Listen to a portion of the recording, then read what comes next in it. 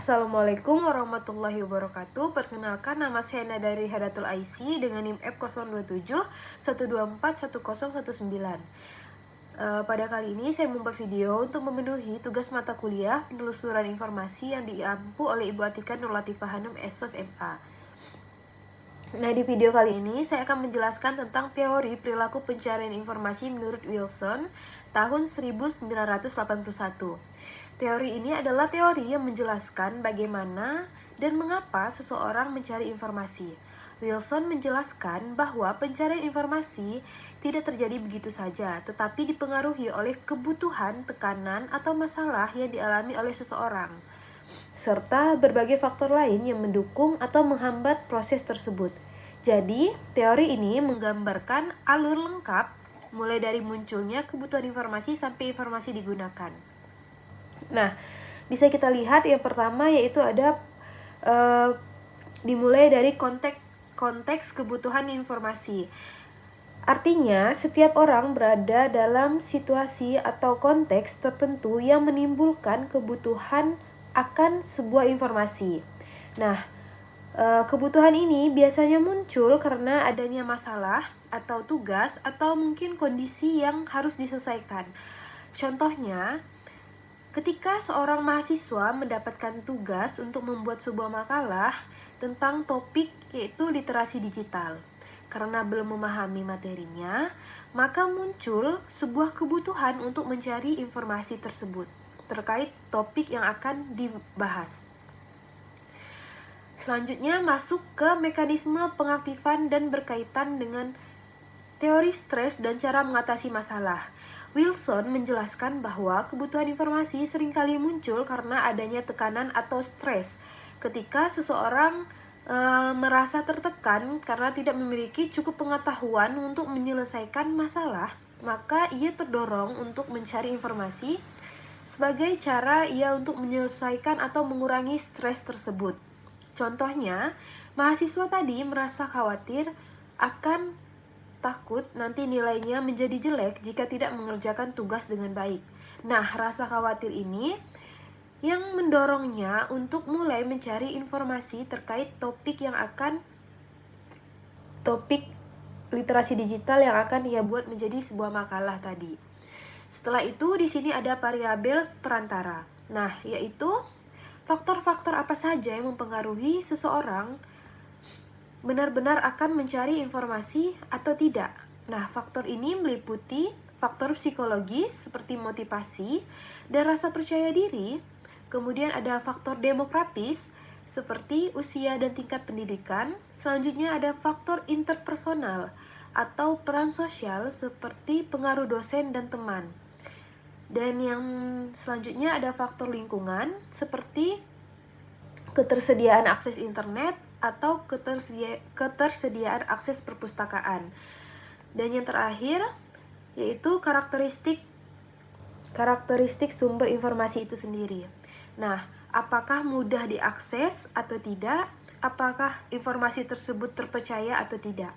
Nah, dalam contoh tadi, mahasiswa memiliki motivasi yang tinggi, memiliki akses yang memadai, dan juga mendapat arahan dari dosen tentang bagaimana mencari sumber informasi itu atau bagaimana mencari sumber jurnal tersebut sebagai faktor sehingga faktor-faktor ini bisa mendukung proses pencarian informasi terkait topik yang akan diangkat menjadi makalah tadi.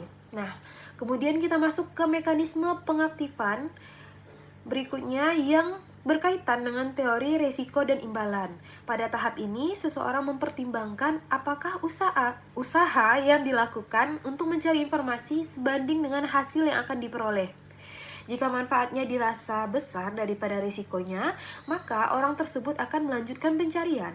Nah, misalnya seperti yang terjadi pada mahasiswa tadi, mahasiswa tersebut berpikir bahwa dengan mencari dan membaca jurnal, ia bisa mendapatkan nilai yang baik. Meskipun ia harus meluangkan waktu dan tenaga.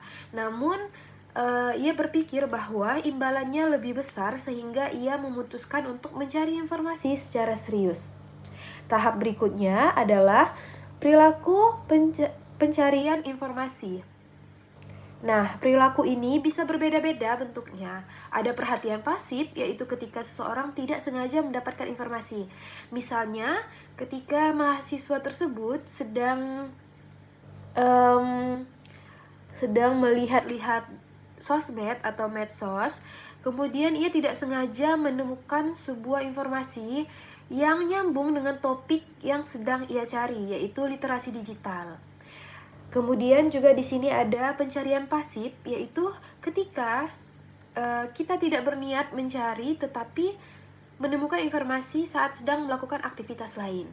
Selain pencarian pasif, ada juga pencarian aktif, yaitu secara sengaja mencari informasi seperti kita membuka Google Scholar dan mengetik kata kunci tertentu. Nah, selain itu ada juga yang namanya pencarian berlanjut, yaitu pencarian informasi lebih dalam dan lebih banyak setelah mendapatkan informasi awal. Nah, misalnya untuk menambahkan referensi jurnal atau untuk memperkuat isi makalah. Dan di sini ada tahap terakhir, yaitu pengolahan dan pemanfaatan informasi. Informasi yang sudah didapat tidak berhenti begitu saja, tetapi juga dibaca, dipahami, dipilih, lalu digunakan untuk menyelesaikan masalah. Nah, dalam contoh tadi, mahasiswa membaca jurnal, kemudian ia menyusun makalah berdasarkan informasi-informasi yang sudah ia peroleh, lalu ia mengumpulkan makalah yang sudah jadi tersebut kepada dosen. Nah, jika setelah itu dirasa masih ada kekurangan, maka proses bisa kembali lagi ke awal dan muncullah kebutuhan informasi yang baru. Nah, jadi teman-teman, secara keseluruhan teori Wilson ini menjelaskan bahwa proses pencarian informasi dimulai dari konteks dan masalah yang dialami oleh seseorang, kemudian muncullah kebutuhan akibat merasa stres dan dipengaruhi oleh berbagai faktor perantara, dipertimbangkan berdasarkan resiko dan imbalan, lalu diwujudkan dalam bentuk perilaku, yaitu pencarian informasi. Dan akhirnya informasi tersebut diolah serta dimanfaatkan untuk menyelesaikan masalah.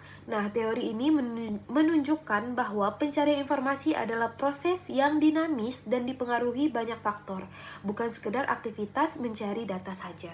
Baik, sekian penjelasan dari saya ucapkan terima kasih. Wassalamualaikum warahmatullahi wabarakatuh.